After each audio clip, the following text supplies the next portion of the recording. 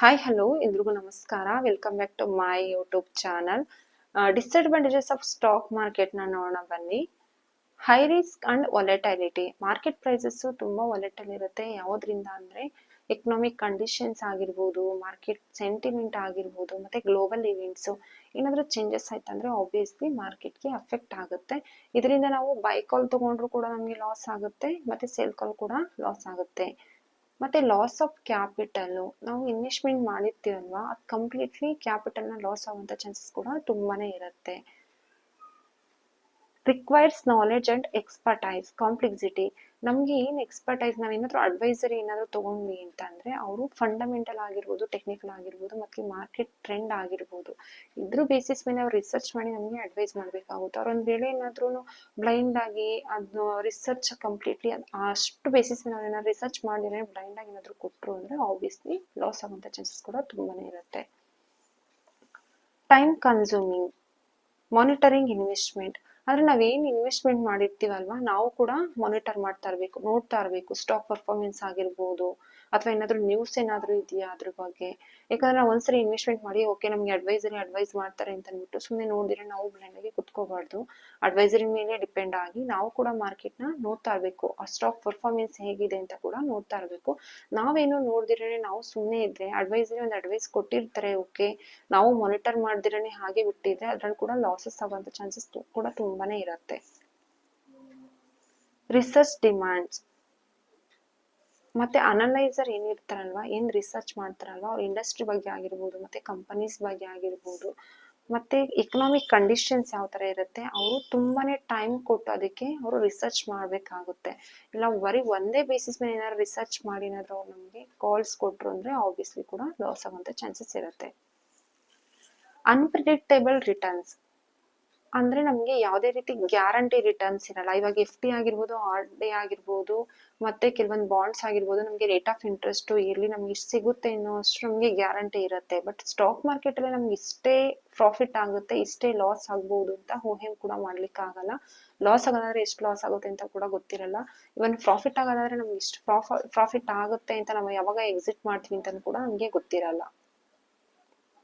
Emotional stress, ನಮ್ಗೆ market ಅಲ್ಲಿ ನಾವು ಟ್ರೇಡಿಂಗ್ ಮಾಡ್ಬೇಕಾದ್ರೆ ಯಾವಾಗ ನಮ್ಗೆ ಎಮೋಷನಲ್ ಆಗುತ್ತೆ ಅಂತ ಅಂದ್ರೆ, ಇವನ್ ನಮ್ಗೆ ಹೈಲಿ ಪ್ರಾಫಿಟ್ ಬಂದಾಗ್ಲೂ ಅನ್ಸುತ್ತೆ, ಮತ್ತೆ ಲಾಸ್ ಆದಾಗ್ಲೂ ಕೂಡ ನಮ್ಗೆ ಸ್ಟ್ರೆಸ್ ಕೂಡ ಆಗುತ್ತೆ. ನಮ್ಗೆ ಕಾಲ್ ಇನ್ನು ಹೋಲ್ಡ್ ಅಲ್ಲೇ ಇರ್ಬೇಕಾದ್ರೆ, ಅದೇನಾರ ಡೌನ್ ಹೋಗ್ಬೇಕಾದ್ರೆ, ಡೌನ್ ಟರ್ನ್ ಆಗ್ಬೇಕಾದ್ರೆ ಆಬ್ವಿಯಸ್ಲಿ ನಮ್ಗೆ ಎಮೋಷನಲಿ ನಮ್ಗೆ ಯಾವಾಗ ಇಷ್ಟೊಂದು ಲಾಸ್ ಆಯ್ತಾ, ಯಾವಾಗ ಎಕ್ಸಿಟ್ ಮಾಡೋದು, ಯಾವಾಗ ಎಕ್ಸಿಟ್ ಮಾಡೋದು ತುಂಬಾ ಸರಿ ಅನಿಸ್ತಾನೆ ಇರುತ್ತೆ.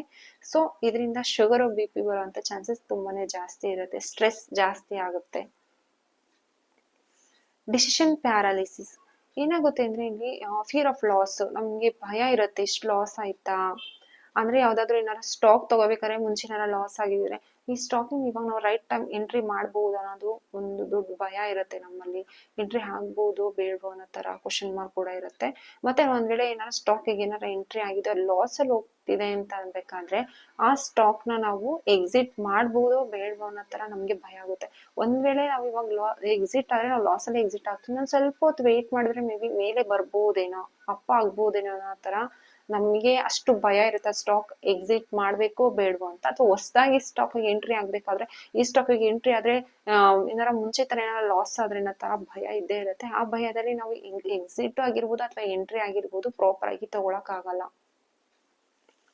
ಲಿಕ್ವಿಡಿಟಿ ರಿಸ್ಕ್, ಏನಾಗುತ್ತೆ ಅಂದ್ರೆ ಕೆಲವೊಂದು ಸ್ಟಾಕ್ ನ ಲೋ ಡಿಮ್ಯಾಂಡ್ ಇರುತ್ತೆ, ಆ ಮಾರ್ಕೆಟ್ ಅಲ್ಲಿ ಡಿಮ್ಯಾಂಡ್ ಇರಲ್ಲ.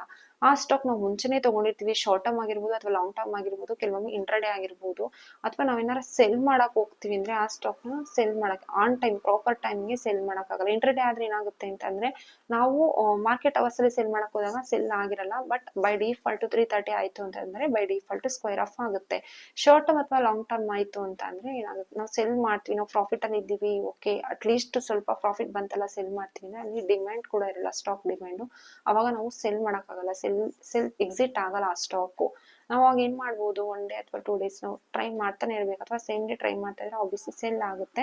ಬಟ್ ಅದ್ ಸ್ವಲ್ಪ ಏನಂದ್ರೆ ನಾವು ಸೆಲ್ಲಿಂಗ್ ಅಂತ ಹೋದಾಗ ಕೂಡ ಸೆಲ್ ಮಾಡಕ್ಕಿಂತ ಹೋದಾಗ ಸೆಲ್ ತಗೊಳ್ತಾರಲ್ಲ, ಎಕ್ಸಿಟ್ ಆಗಕ್ ಆಗಲ್ಲ ಆ ಸ್ಟಾಕ್ ನ.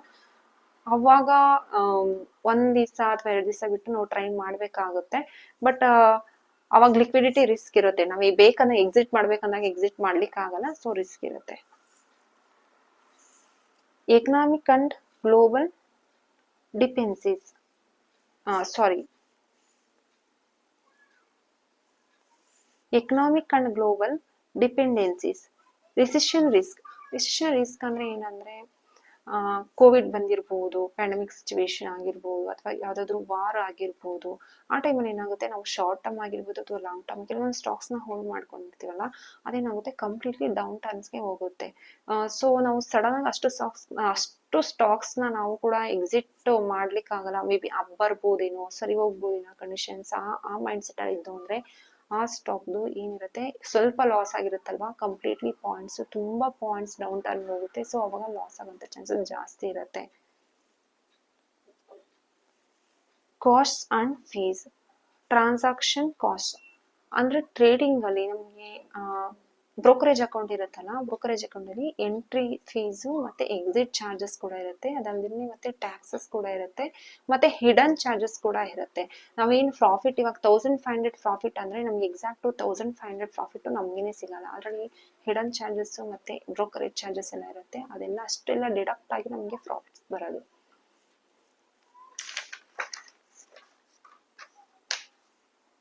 Not suitable for short term goals.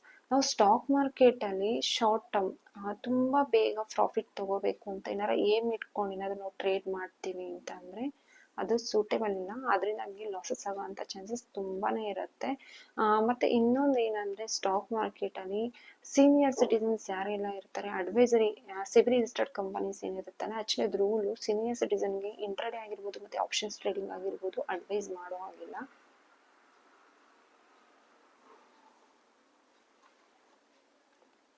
Hope ಈ ವಿಡಿಯೋ ತುಂಬ ಯೂಸ್ಫುಲ್ ಅಂತ ಅನ್ಕೊಂತೀನಿ. ಫಾರ್ ಮೋರ್ ವಿಡಿಯೋಸ್ ದಯವಿಟ್ಟು ಸಬ್ಸ್ಕ್ರೈಬ್ ಮಾಡಿ.